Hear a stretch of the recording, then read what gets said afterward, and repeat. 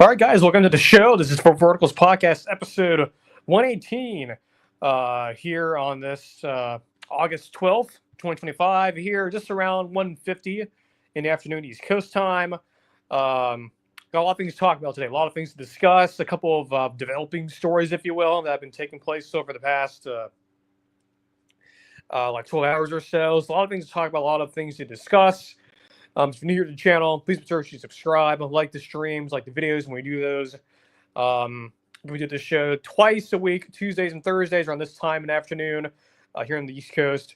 The show's independent media. Never talked to an advertiser before. So you guys help us out. You guys help us, grow and whatnot. Whenever ask you guys to like donate any money to us or sign up for a Patreon page or anything like that, this show is free for you. And we intend on to keep it that way. So yeah, be sure to subscribe to the podcast feed, YouTube channel, Twitter, X. Make sure to do all that because it's going to be busy. I mean, we got a lot of stuff to talk about. Camp Intel is going crazy. A lot of things to discuss. A lot of news coming out. Team record projections are continuing today. And we also have some thoughts on the Buccaneers preseason game 1. Some thoughts there. And we just have a lot of things to talk about, a lot of things to discuss. And then the opening topic, frankly, is one that I did not believe we were going to be talking about today because I thought we were just going to lead off with Camp Intel, but we're not. So before we do that, we'll get some water real quick, and then we'll, get started here.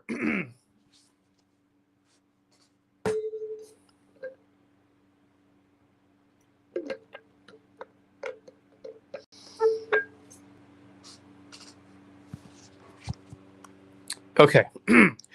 So last night I was perusing, if you will, on Twitter, X, as per usual, before going to bed, checking and seeing if nothing was breaking, any breaking news or any injury concerns. Well, as it turns out, there was a situation developing in Norman, Oklahoma. Now, of course, we've already done like the Oklahoma team preview and all that, team record projection to be exact, back in May, I believe, one of the first ones we did. So I was thinking, okay, maybe this is just nothing. But some of the tweets I was looking at, or posts or whatever, were like sort of referring to this like Venmo thing or whatever. And I wasn't sure if it was like a meme or something, or it was like someone who like spotted like a coach or whatever on Venmo. Like, oh, hey, I found, Brent Venables on Venmo or something or whatever. Turns out it was not a coach. It was Jean Matier. And the photos I was looking at last night, and they were like something about like gambling or whatever. And I was like, okay, this is probably some AI generation thing. Not a big deal. Doubt anyone's be talking about it. Well, as it turns out this morning, Pete Thamel over at him, Andy Staples, and then the guys over at all three on three, and a lot of reporters now are seeing that this is real. It's a real situation. It's sort of developing pretty quickly. Which is interesting because, again, because last night when I originally saw it, I think all of our folks thought the same way. It's like, okay, this is, nothing burger. It's not a big deal. Well, then it turns out that, Oklahoma officials are aware of this. John Matier, apparently, they're doing practice right now, of course, doing camp. He's apparently going to have a statement later and whatnot. And we'll see what happens with that. I mean, of course, this is not good that this is out there. And, of course, he's since, privatized his LinkedIn page and whatnot. Or not LinkedIn page, Venmo page. And my thoughts on this, and sort of, thought about this a lot, obviously. Is it a big deal or not? And of course, it's a big deal if they're talking about it. Of course, if it wasn't a big deal, they wouldn't be having, Batier having to release a statement and the school saying that they're monitoring it. So, of course, it's a big deal. Now, will something come out of this? Will anything happen? I don't know, to be honest with you. Now, the general consensus is probably not, but I'm also getting a lot of interesting feedback from a lot of places around the country, sources, if you will. And the consensus is, even though nothing may happen, there's a chance something could happen, right? We saw it happen a couple years ago with Iowa State and Iowa with the whole sports cheating scandal. When I saw it in some other portions of college sports as well. But who was that? I believe it was like Hunter Deckers, the quarterback there for Iowa State. He gets suspended, and that's how they got Rockdale Beck be the starter. So I don't think he's going to get suspended. I think, too, and it's something that Andy Staples brought up in his show earlier, that they are trying to get the rules changed a little bit to where college players can, bet on, NFL games or NBA games or whatever. obviously not their college games. And of course, this stuff apparently was taking place only going back to like 2022. He was at Washington State. So, look, again, will something come out of this? I don't know. Is it something to follow? Yes, of course. If you're a Oklahoma fan, I'm sure you're following this, but I'm not too concerned. I don't think this is going to be like an Iowa State thing where you're going to have him suspended. And, if that were to happen, though, boy, talk about a doomsday scenario. That would be having, who is it, the Hawkins kid, I believe, Hawkins Jr., I believe, who played a little bit last year. Let's be real, if he's not someone that I would trust. Obviously, that's the reason why they got him here after, Jackson Arnold left. So it's pretty clear the folks over there in Norman, and that includes also folks in national media, just don't really think the Hawkins kid can play. And I don't think you want to see him starting at quarterback for Oklahoma this year. So I think it's in their best interest to get this past them, move on, put out a statement saying, look, it's not a big deal. We talked to the necessary people. I'm sure also Oklahoma probably has lawyers and stuff ready to go. I'm sure too the classic old is on their tail, I guess, which whatever. But in general, I don't think anything's gonna happen with this. I think this is gonna be probably what end up being just a funny off the beaten path story during before the season starts. It's something we'll laugh about a couple years from now. But then again, we've said that before about certain situations, and go back to the Urban Meyer thing with Zach Smith, the Iowa State stuff. So we'll keep an eye on it, but I don't think it's gonna be that big of a deal. But this has been going down over the past 12 hours or so. It's been sort of a developing story. We'll see if anything happens meaningfully, but I don't think so. I think it'll be just, again, like I said, I think we'll probably look back at this and laugh at it because, I don't really think anything major will happen this, but we'll keep it on it. We'll see. But yeah, definitely not stuff that was had on my bingo card to talk about today, no less. But again, if you are watching, we have, let's see how many folks we have watching right now. 2 people online. One of them is me watching it on my computer here on the stream, keeping an eye on things. But to the other person who's watching, welcome in. Again, make sure to subscribe, like the videos, streams, podcast feed. Also subscribe there. That should be in the channel description. And also to be sure to follow on X, Twitter. So make sure to do all those things, and we should be okay. Again, this show is completely free. It's we are independent media here, so there's no strings attached to us. Camp Intel, of course, a lot of things going on with fall camps happening all over the country. Several of these schools we've talked about a little bit, but not too much. A lot of things have sort of developed over the past couple of days since the last time we talked. Oregon, haven't talked a lot about them. I think the thinking is there. Dante Moore is probably your starter. Of course, there's been a lot of not like concern, but just interest into what Oregon will look like. Of course, they're the first time in Dan Lanning's short coaching career they are now having to rely on mostly their recruits, like mostly they're the people they've recruited and not mainly relying on transfers. So interesting to see how that works out. But sort of an area of contention has been wide receiver for them. Of course, Evan Stewart probably out for a significant amount of time. Well, he will be out for a significant amount of time. And then they lost Jerron Dickey, who was a 5-star recruit. He probably is going to be kicked off the team. I think that's the consensus now. He's dealing with a lot of personality issues. Don't want to get into too much of the specifics. Some of it is pretty bad. At least some of it on the there's. I guess I'll say there's been some reports of fighting among him and the other players, things like that. So he is probably not going to be off the team. So that hurts a little bit. We'll see if anyone will be able to step up there and hopefully contribute with him being away from the team and Evan Stewart being out for most of the year. So we'll see about that. But that one, before we can pay attention to that wide receiver room, just got to make sure guys is up there. Because again, they lost a lot from last year and they're already going to be out with players they were hoping would be contributing this year. So that's one I'm watching closely. Notre Dame, let's talk about them. We haven't talked about Notre Dame in a while, believe it or not. What's up with that? I haven't discussed them since the national championship game. How about that? But CJ Carr, Lloyd Carr's grandson, if you didn't know that yet, he was penciled in, or some people were penciling in, some folks are writing in Sharpie that he'll be the starting quarterback for Notre Dame, which is reasonable to think, right? I thought too. I thought the same way. I thought that he would be the starter, and I thought it would be, an easy, competition for him to win and eventually take over. That hasn't happened yet for Notre Dame. He has apparently been struggling. Kenny Minchie, I believe, is how you pronounce his backup for Notre Dame. Of course, they lost the other, the kid who played for him a lot last year is at Syracuse now, so he's not there. But yeah, CJ Carr and Kenny Minchie is the quarterback battle there in South Bend. If you're, I'm sure if you're Marcus Freeman and company, I'm sure this is not the way you thought it was going to go. I'm sure you probably wanted CJ Carr to take a stranglehold on this quarterback position, not literally, but figuratively. But interesting to say the least. A little concerning that Kenny Minchie might end up being your starting quarterback. But we'll see there. It's a developing situation. If I had to guess who will end up being the starter, probably will be CJ Carr. But it is interesting. This is a real battle. This isn't, just a easy slam dunk. Oh, CJ Carr, no doubt, right? That's not the case here. And I think it's interesting that there is some push here with Carr and Minchie. So, and look, as long as Notre Dame, of course, their core of their team is going to be running the football. I don't think they need their quarterbacks to be like all world special and whatnot. Well, special to the degree that they're the focal point of the offense. They're obviously not. The focal point is the running game. And, whether it's Kenny Minchie, CJ Carr, I think the disappointment here, at least for me, if Carr weren't to win it, is like, he has coaching in his bloodline with his grandfather.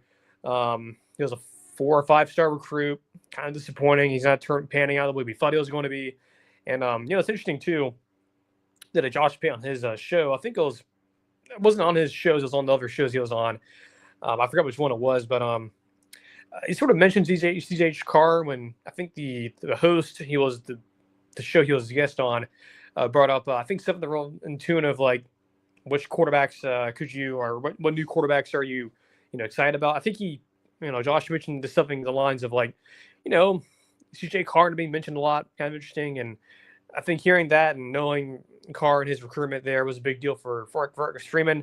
Kind of disappointing that he's not taking a strong grip on this position battle yet. I think it's definitely raises some eyebrows that he may not have been as good as we thought he is, and we'll see. But yeah, definitely something to watch there, a developing story. As for places who do have, I guess, clarity at the quarterback situation, Bama, Ty Simpson is QB1. That was confirmed yesterday. A lot of folks like Chris Lowe and all of them, who's like the number one Bama insider.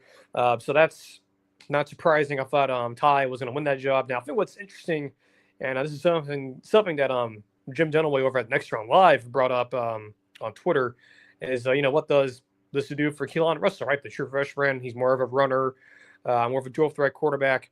What does that look like for him? Does he have a package? I mean, obviously Simpson's not a statue. He can move around, but he's not. I mean, that's not his skill set. He's not like he's not like Tommy Castellanos over at Florida State, where the reason why they brought him in is because of his legs, right?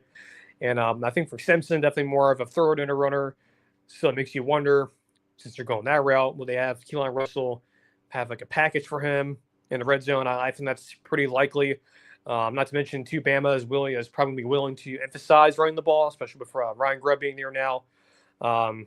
Having that branch rest of Kalen DeBoer. So that was confirmed yesterday, last night, actually, pretty late by Chris Lowe and company. So that's interesting that that was a name. So that quarterback race is over. At UCLA, another school, too, don't really talk a whole lot about. Nico Iamaleava, remember that whole saga? Of course, you can, before I discussed all that back when it happened. But Nico Iamaleava, the player, let me race to that because I think I said his last name wrong. Nico Iamaleava, there we go.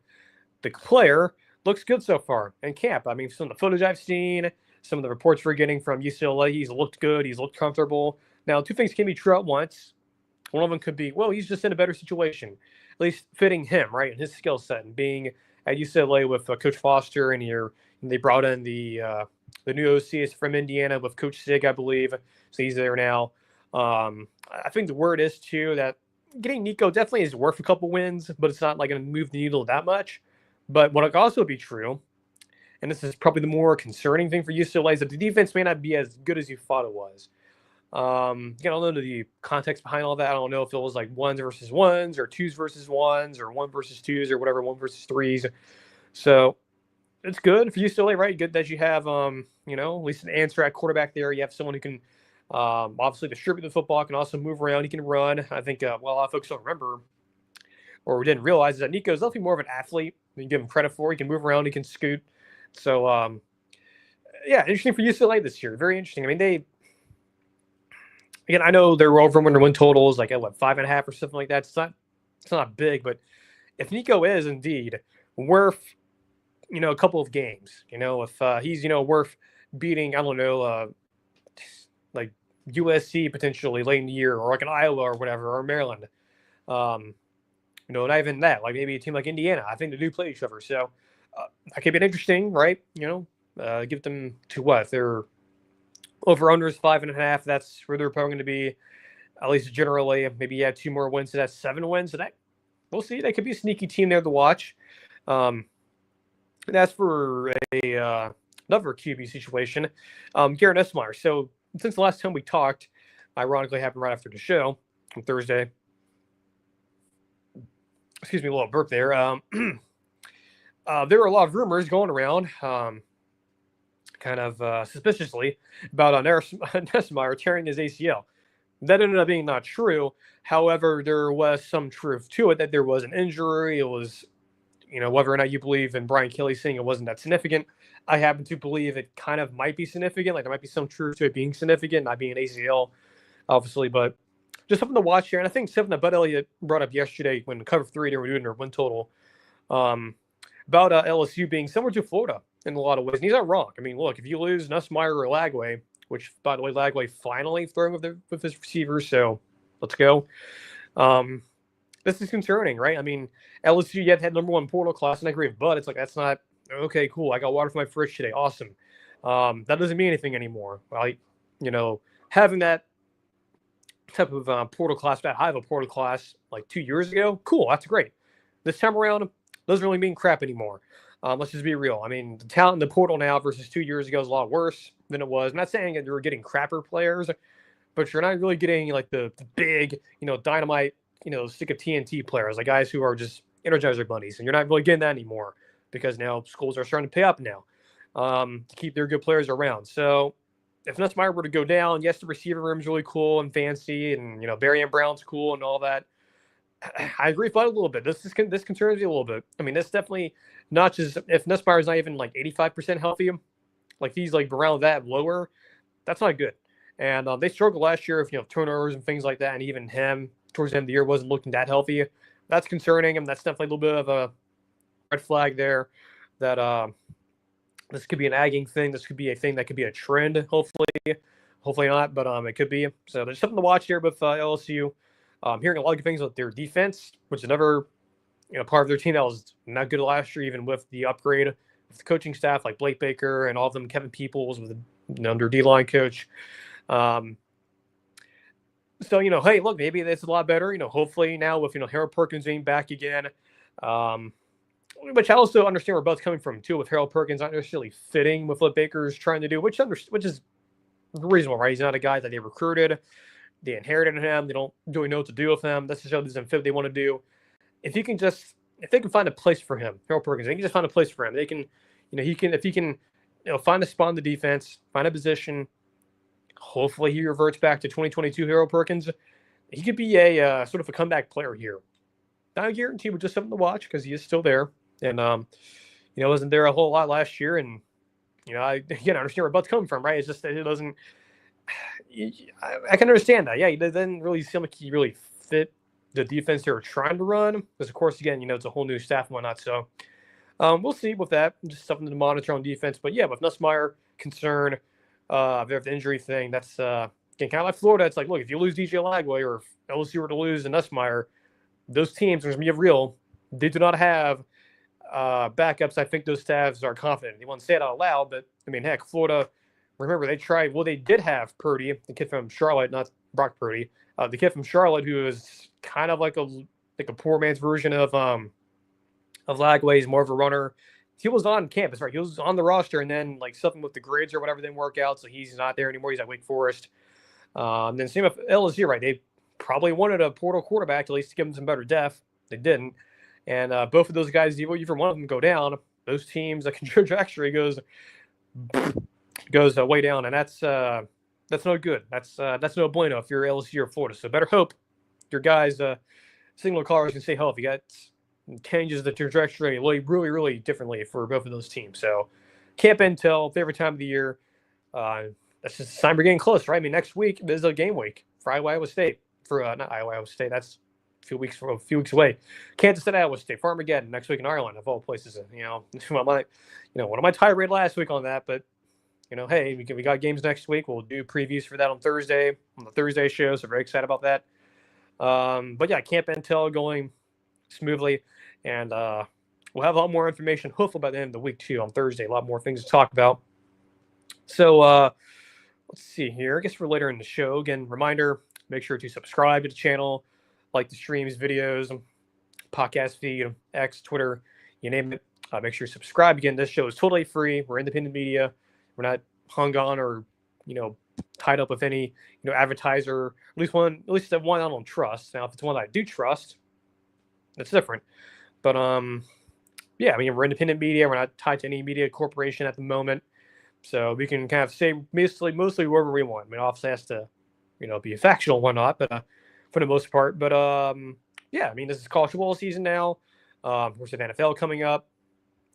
So a lot of things happening in the sports world, especially. And of course, we do talk about Star Wars and Marvel when it's needed, when there's news to be had, which there hasn't been lately, for the most part, after Fantastic Four came out. So yeah, so I'm gonna get some water real quick here.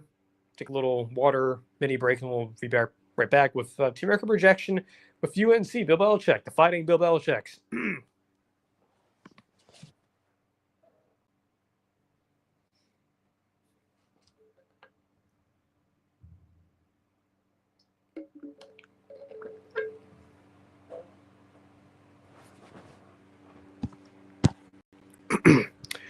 So the Team Record Projection Series, I think most of you who are not new, if you're new here, and well, welcome in, but Team Record Projection Series, been doing this since May 1st. If you want to go back to our previous ones of these, you have to go back to the May 1st show, which is a Thursday. That's when we started it.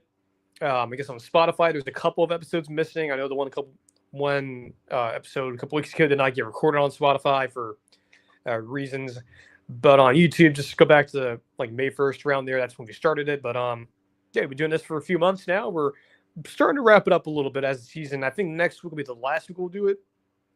So, for example, I have Notre Dame and probably some other schools will be peppered in a little bit. But well, actually, we may do Notre Dame Thursday. I don't know. Who knows? But yeah, sort of winding down a little bit as the season gets closer. Of course, we'll do the Buccaneers one here after the preseason's over with. But UNC, speaking of NFL connections, I guess, UNC, hires Bill Belichick, whole new staff, more of an NFL emphasis. The sort of feel that I get here, the sort of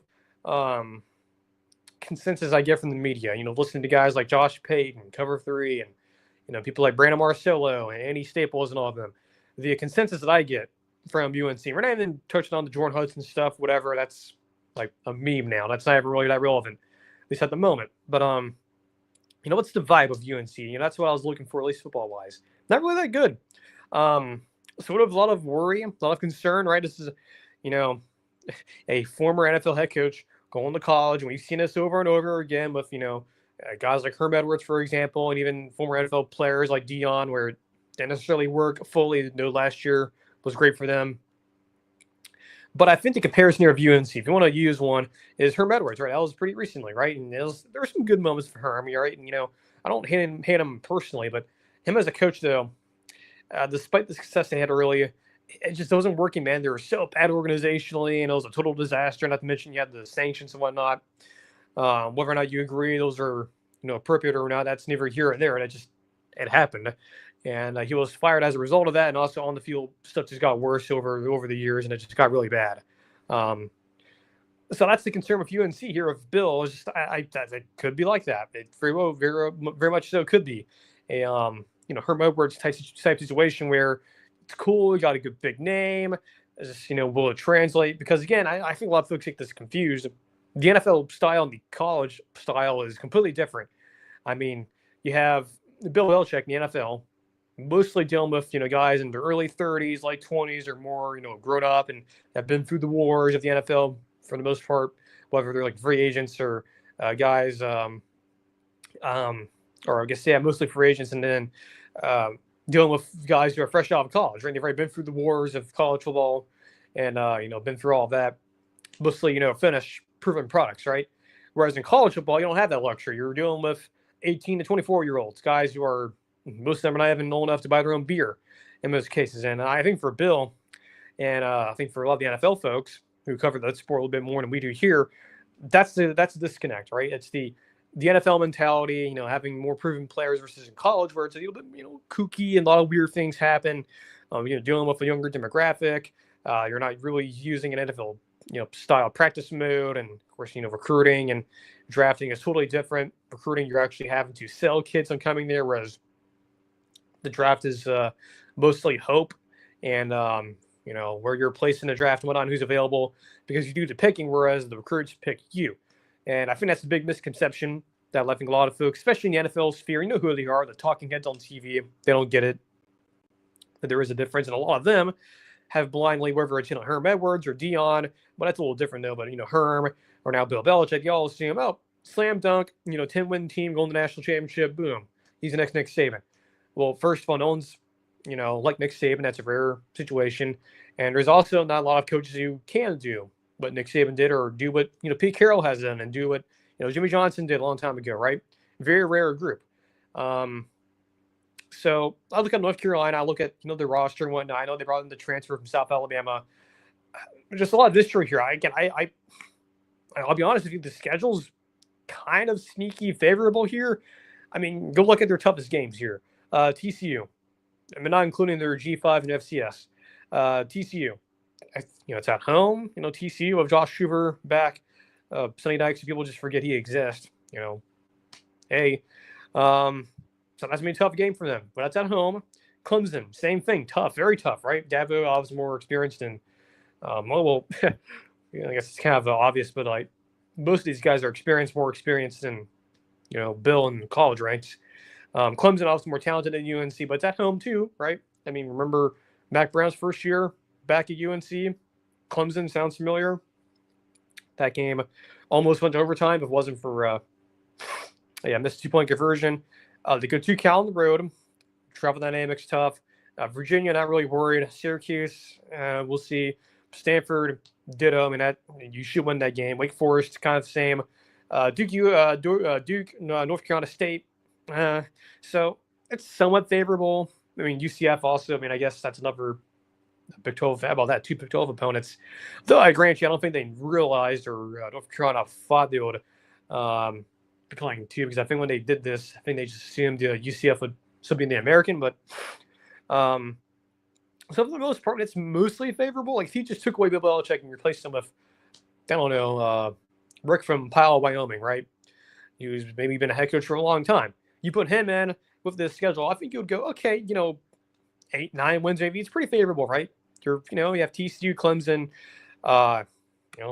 sucks, but that's a favorable schedule. And I think for most teams, like if you were to give Florida State the schedule, if you were to switch it out with Mike Norvell and Bill Belichick, do a swap with their schedule, I think a lot of folks would be very confident that Florida State would rebound after what happened last year, given the hires and whatnot, and bringing in Malzahn and Tony White, as a sort of a signal of let's not get fired. I think if you did that, I think you'd be pretty high on Florida State with the schedule. But then again, even with Mike Norvell and all of their issues, they are more experienced than Bill Belichick in college football. He's been doing it for a lot longer. So I still have to say, I have concerns. I have some worry about how this could go. Again, go back to the Herm Edwards comparison. I think that's valid. So with all of that, their over win total is 7.5. Again, based on schedule alone, that's not unreasonable to think. That's not shocking. So because of that, their best case scenario is actually aim 4. There is a scenario here. Maybe it does work out. Maybe it does. Bill is able to adjust. That's sort of, i.e., Nick Saban going to Bama. Now, this is what different, I guess, because he was at LSU before. But still, there is a best case scenario again, given the schedule, given that a lot of those teams, in terms of talent wise, are a little bit less than UNC. There's not a significant gap, but 8-4 is not too far off here. That's not like impossible to think. The worst case scenario is 2-10. That's unfortunate on the cards too. Again, because of the lack of experience in college, a lot of these other coaches, especially like your Dabo's of the world and your Scott Frost and your Sonny Dykes, and even some of the coaches who we consider the worst in college football, like Tony Elliott being one of them. They have more experience than Bill, at least in the college game. Now, as a total resume, obviously it doesn't compare, but 2-10 is not impossible either, right? Injuries and things like that, depth potentially, just the quit factor too. That's another part of it. Maybe some of these players aren't bought into the New England Tom Brady thinking, especially in college. So that's on the table too. So for the reasonable scenario here, like what do I think is the most reasonable record outcome? I think it's 8-4. I mean, not 8-4. Well, that's best case. The worst, the reasonable scenario is 4-8. I know that sounds pretty intense. I know that sounds pretty aggressive to go that way, but I just don't feel good about it, to be honest. I just really don't. I mean, look, I could be totally wrong, and they could go 7-5 and better, which is not impossible. Again, their win total's 7.5 for a reason, because in that schedule, on its own merit, it is workable. So I don't trust the coach. I don't think the coach necessarily is helping their win total that much either. But I think 4-8 is pretty reasonable here. Again, I worry about how this is going to look. Again, I could be totally wrong here. Look, I wish I'm wrong. I wish Belichick and then would have success, and that'd be pretty cool, right? That'd be pretty cool. It's like Deion last year would not only give attention to North Carolina football, but also get attention to college football in general. Because of the name, right? Same with Deion last year and the year before. It's Deion Sanders. Like most people like in the NFL circles and NBA circles, you don't check out college football that much. Maybe they go, you know what? I'll go check out UNC football. It's NFL tie, right? I'm sure most of them probably couldn't name you South Florida's head coach, Alex Kalesh, but whatever, that's fine. Whatever. But I think best case for UNC 8-4, worst case 2-10, reasonable 4-8. I know it's a very drastic spread there, but it's a very drastic hire. It's a very drastic team, very fragile team, I think. At least in terms of the way this could go potentially. And there's certainly a lot of avenues where this could go, and it could go really, really well, or it could go really wrong in 8 and 4-8, or it can go really, really wrong in 2-10. So a lot of spread here. I guess we're pretty far on the show right now. So the Tropics, yes, they are active right now. Somewhat active. There's a couple of areas they're watching. I guess now when we're far into the show now, I guess we can talk weather a little bit. There's also like this area in the Gulf, not really going to develop. It's kind of sloppy. But the one that everyone's worried about is, of course, Aaron. Tropical Storm Aaron with an E, not an A. It's not like Aaron Murray. It's more, the female Aaron. The current track here for NHC is going to be a tropical storm for the next few days, the next 48, 72 hours. Once we get towards the weekend, it should strengthen, should get into the better atmosphere and better area for it to strengthen, to sort of flex its muscles a little bit. And by Sunday, 8 a.m., it's going to be pretty close to the islands there, like Puerto Rico, Hispaniola, those areas. And after that, I'll be honest with you, we don't know. Like I said on Thursday, because I figured we would be talking about this a little bit more during this week. We don't know. I mean, the models have been a sort of consensus of, hey, it's in a turn, eventually it gets stronger. But there's also, these other, the other side of the coin here. But what if it doesn't get stronger? What if it doesn't organize quickly and it stays weak, right? I think the line that everyone uses, like Mike Boylan over at Mike's Over Page, his, the phrase he uses a lot is weaker goes west, stronger goes north. If this stays weaker and doesn't develop into a hurricane, it continues to struggle or it just gets delayed, and that ridge at a high pressure sort of builds into the north and blocks it, this could become a problem for Florida and the East Coast. It very much so could. We've seen this before, right? Irma back in 2017 now. Very similar. Models were seeing was on a curve to north, be a fish storm or just affect Bermuda. Wasn't the case. Francis back in 2004, and I was a little bit before my time, but looking at the footage and archives and stuff, same idea, right? Everyone thought it was going to turn to the north and miss Florida. it didn't. It made landfall south of Melbourne and near, like, just to the east of Orlando. So the town before, look, storms can, things can change, and this is still about, 4 or 5 or 7 days away, about 300 hours out. So something to watch. If you're living in the East Coast, Florida all the way up to the Virginias, Carolinas, just keep an eye on it. Same in the Bahamas too. Really keep an eye on it too. I'm starting to get more concerned about them actually getting impacted in a significant way, because this could, again, once it gets towards like the southwestern Gulf or southwestern portions of the Atlantic, it's gonna flex its muscles pretty quickly, and it's gonna happen fast. I'm not gonna bore you guys with why that's gonna be the case, but just know there won't be any limitations. Like wind shear won't be a factor. Dry air, no factor. Sea surface temperatures should be reasonably good. So we'll see, and I'll keep you guys posted. But as this hurricane season, like I said on Thursday's show, look, we have to, move shows around. We did it last year for Milne and Helene. We will. We'll move shows around, and we'll combine shows, and we'll make it work. So just something to keep an eye on. I'll let you guys know, of course, what happens if changes were to be made with the schedule. But at the moment, just relax. We're going to be okay. But to be honest, I'm not liking the trends I'm seeing here, and we'll watch it here. We'll see what happens. Of course, on Thursday, we'll let you guys know what's happening. If anything changes, I'm assuming there probably will be. So I'm going to get some water here real quick, and we'll touch on the Buccaneers' first preseason game. A lot to talk about there. And then we'll wrap up the show.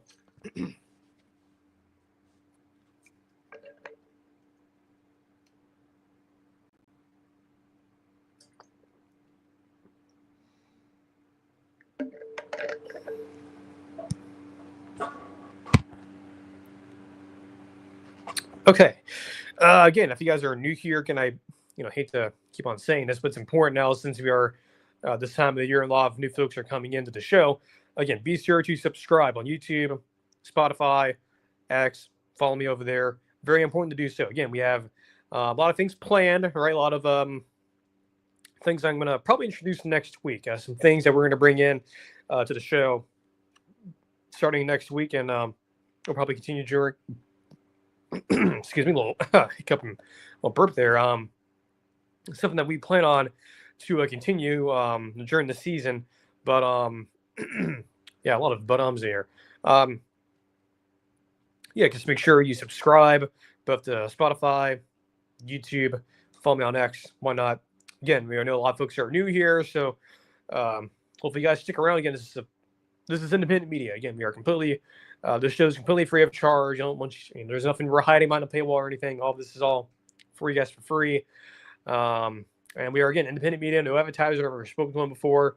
Unless it's someone we trust, then that's different. And we'll work with them, and hopefully they'll work with us. But at the moment, we're independent media. That's all we are. And we hope to, for the most part, keep it that way. Or at least keep the show free. That's kind of our motto, I guess, our slogan, if you will. Buccaneers preseason game. First game was on Saturday against the Titans. Got some thoughts on Tampa, and then we'll talk about, I guess, what I saw from the Titans. Of course, it's not a Titans podcast, but we'll discuss them a little bit, just because it kind of ties into college football a little bit with Cam Ward making his debut. So far for Tampa, what do I think? Kyle Trask, he was starter. He's, was QB2 for the past couple of years now. He looked pretty good, pretty competent. Probably the best he's looked in a Buccaneers uniform. I know he came in a couple years ago, like in the Colts game or whatever, when Baker had to go out for a series. He looked okay then, but this is probably the best I've seen Kyle Trask look since college, since his final year in Florida. Looked competent when he threw the one pick, but just him operating the offense of Josh Gizzard, the new OC, which, by the way, too, offense looked pretty good, looked fluid. Definitely a lot of the inspiration from guys like Dave Canales and the Liam Cohen stuff still there. So the terminology probably won't change as much, more than likely. I'm assuming it's going to be mostly the same. But yeah, Trask looked pretty good. Distributed the football. Buka looked pretty good. He had one good catch. You have the receivers, and we'll see. Because there's some spots there where they're going to need some help, right? Guys like Trey Palmer, who's not been panning out very well after his first year, where he looked pretty good his rookie year. But right receiver room, you have McMillan, you have Chris Godwin, who will come back at some point, Mike, of course, and Buka. Gonna need a number 4 to step up here, and I think they're gonna eventually find one here soon. Rashard White, running back room. You have stuff Sean Tucker. You have other pieces there behind Bucky Irving, but Rashard White, who was everyone I think was planning on him being yet again the number 1A, 1B with or 1B with Bucky Irving being 1A running back room, right? I mean, White was pretty good last year. He was a starter last year, and of course, if you guys don't remember, he essentially was phased out for Bucky Irving towards the end of the year. But thing with Rashard White, even though he's not the starter, he's really good receiving back. I think that's something that he really brings that is different than what Irving can bring, which is more of a receiving back. Those little bubble screens and the running back screens. He's very efficient on those. He went out with a groin injury. Those can be pretty serious. They could become something more serious down the road, which is why I think they're going to shut him down for the rest of the preseason. I think Sean Tucker's going to get a lot of the carries, and you guys don't remember that Saints game, the first Saints game, he had a really good performance there. So he's going to be your feature running back moving forward. I believe they signed McClellan. Jason McClellan from Bama, who was there years ago. And so he'll be there as their temporary solution to running back 2. So we'll see there.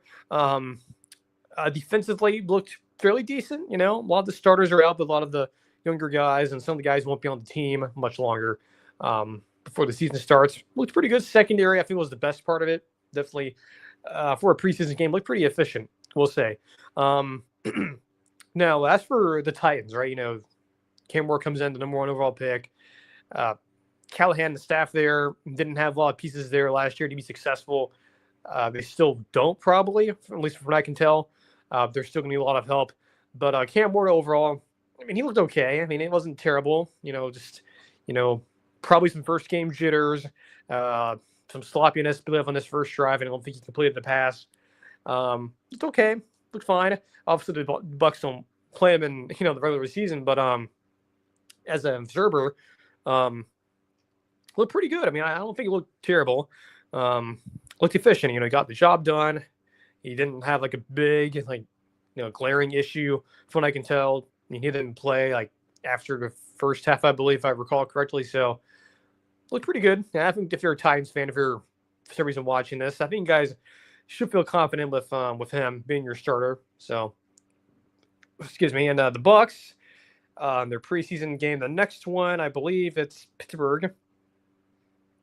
It's on the road in Pennsylvania. So that'll be on Saturday again, and then the following Saturday will be the Bills. The Bucs ironically play in the regular season, but it's going to be at Orchard Park. So one of their final games, I believe, there at Highmark Stadium.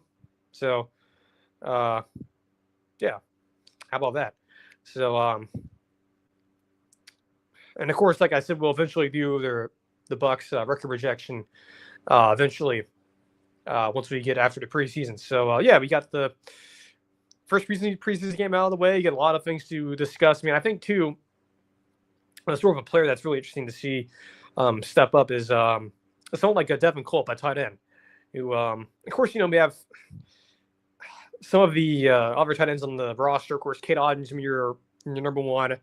O'Keefe, Durham. And I think Culp could definitely work his way into here. Maybe not even as a tight end, maybe as a receiver. That's something that a lot of folks have been bringing up. Of course, some of the receivers that didn't play, like Tez Johnson, I believe, did not play. So we'll see about him. But guys like, Sterling Shepard and, Ryan Miller are definitely going to be battling for that 4 position. I think the consensus, is Ryan Miller. We'll probably get that. But we'll see, right? We still have a lot of time left in the preseason to figure it out, and we'll see who ends up getting cut and who ends up going to the special team. So long ways to go there. I'm just going to set the radar real quick here and see, because I believe I heard thunder going on. Because I know we haven't had a lot of rain lately. I just was curious if there's any storms in the area here in Jackson. Yeah, there is. So how about that? So I guess because of that, we'll go ahead and just get the show wrapped up here. I guess, ironically, we're end of our list. So I don't know if you guys can hear the thunder in the background, but if you do, apologies on that. But so we'll be back on Thursday, hopefully before the rain comes in. We'll have more camp intel, more information about that. Hopefully this Sean Mateer story kind of goes away a little bit.